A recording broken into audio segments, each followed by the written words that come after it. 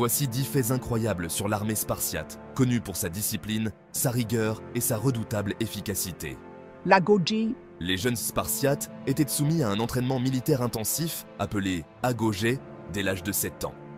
Cet entraînement durait jusqu'à 20 ans, les préparant à devenir des soldats impitoyables. L'éducation à la survie. Pendant leur formation, les jeunes spartiates étaient souvent sous-alimentés pour les inciter à voler de la nourriture. S'ils se faisaient attraper, ils étaient sévèrement punis, non pas pour le vol, mais pour s'être fait prendre. L'importance du bouclier. Pour les Spartiates, perdre son bouclier était la pire honte. Le bouclier symbolisait non seulement la protection personnelle, mais aussi la défense de ses camarades. Une mère spartiate disait à son fils partant au combat « Reviens avec ton bouclier » ou sur lui. Les Spartiates aux cheveux longs. Contrairement à ce qu'on pourrait penser, les Spartiates, bien que redoutables guerriers, prenaient soin de leur apparence.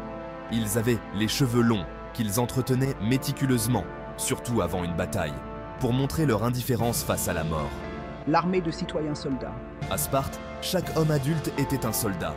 Contrairement à d'autres cités grecques où la citoyenneté était une question de privilège, à Sparte, c'était synonyme de devoir militaire. Le système de la cryptie. Les jeunes Spartiates participaient à la cryptie, une épreuve secrète où ils devaient survivre seuls, la nuit, en tuant des esclaves d'État appelés ilotes, pour prouver leur force et leur courage. Les repas communautaires.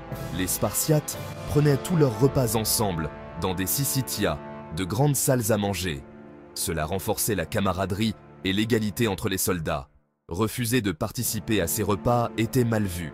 Le mépris de la richesse. Sparte décourageait l'accumulation de richesses personnelles. Les monnaies spartiates étaient faites de fer, rendant le commerce difficile et empêchant ainsi l'enrichissement personnel au profit du bien commun.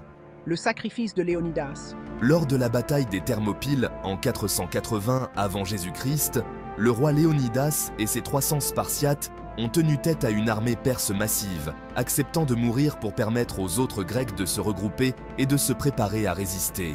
L'isolement volontaire. Sparte évitait les alliances et les contacts avec les autres cités grecques, préférant rester isolée pour préserver son mode de vie unique et son système militaire strict.